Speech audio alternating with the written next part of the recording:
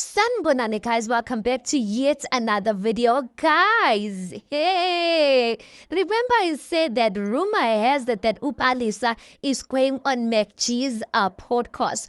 So, okay, guys, that looks like MacG and his team, they have released the episode, which is nearly 4 hours, if not 4 hours footage, guys. Guys, it's so long. And listen, we're going to go through some of the interesting parts, video by video. Now, what's really funny is that all 4 of these people, because the people who went to the podcast is Unkululeko Makoto, Tepo, and Alisa. All 4 of these people are really convinced that they're ready for marriage. Hi, guys. Now, let's get into Indaba Alisa, guys. And you know what? I am very disappointed. I don't know whether I want to say disappointed, but I'm slightly irritated at the way society has double standards when it comes to body shaming. So it's fine for women to body shame men, say how fat they are, how small their things are. But if men would have to do that, listen, if Utepo or either Unkululeko body shamed either Alisa or Umakoto, listen, the whole internet would be shutting down. Now, guys, I didn't watch Angat part on your podcast. So I just want to believe that Unkululeko and Tepo did not body shame the ladies. But listen, the thing that's disappointing me even most is that both Umakoto and Alisa are raising boy children. Now Alisa says that, listen, when she saw Tepo's guy, she said, the guy being the private podcast guys, she said that because the size was so small, she thought to herself, definitely, this man is not gonna cheat. Because why would you want to show that to other people? Hi, Bo. She says she kept all of this to herself because had things worked out, she didn't want Tepo to watch the show and have his ego bruised due to that. Guys, I really think it's a low blow when umuntu efuna uzohlekisa with a person's private part. Mind you, I'm thinking to myself, guys, was this not the same Alisa was chasing Tepo around? Basically, to a certain degree, begging Tepo to love her, even with this small thing. So I'm like, oh, just because things didn't work out now, you are here on a podcast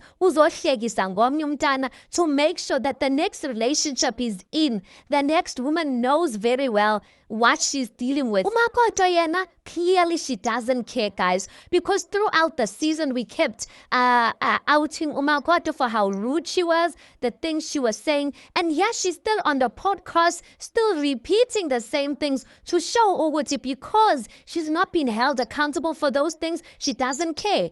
And to show that Ngempela society has double standards, Umakoto doesn't feel like there's going to be implications for her saying that, despite the fact that she's in an industry where her face is being shown globally. I always question women who speak about men are trash or want to speak about men's personal assets in public, and yet they're raising sons. Sasa, your son is going to be in the same situation. For instance, Abba Saul was speaking about that Unkululeko, maybe he was having performance anxiety and whatnot, which apparently for some men, it's a real thing. Sasa Umakoto's son is going to grow up and go through the same thing, and yet she's shaming. I don't get it. How then are you going to sympathize with your son? Let's just say he's that open to have a conversation with you about such things. How do you, so your son shouldn't be loved by other women just because of his size, yeah, okay? Or just because of Mzansi?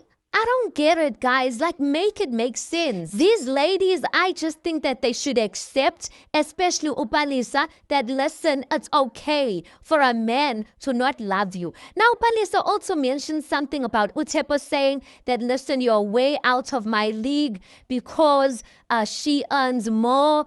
She spoke something about Tepo and lied about his title. Now, on Married at First Sight, they did say he's a senior IT Tonton specialist. She says, no, he's a normal IT guy. So when they exchanged on my pay slip, Tepo was kind of I don't want to say whether, I don't know whether he was intimidated, but he said Upalisa's way out of his league. So I kind of feel like Upalisa is mad that a guy who seemingly is below what she would normally go for, even in terms of imali, is the guy that dribbled her. The guy who she would seemingly not go for in the outside world is not as crazy about her like the other men she's used to. I just feel like a girl needs to heal, Bandla. And I get it, guys. When you get out of a hectic situation like this, there's nothing good you're going to say about your ex. But to go to a podcast and to speak about someone else's private parts and make it a joke for the whole country to laugh about, no, ma'am. Now, she also makes some disturbing allegations, which I think we'll speak about in a different video. Something along the lines of insinuating that there's a possibility that Utepo spiked a drink or her drink. Anyway, let's pause it right there. Guys, you tell me your thoughts on this. Please do make sure you like the video. Please do subscribe. It is absolutely for free of charge. And I'll see you guys on the next one.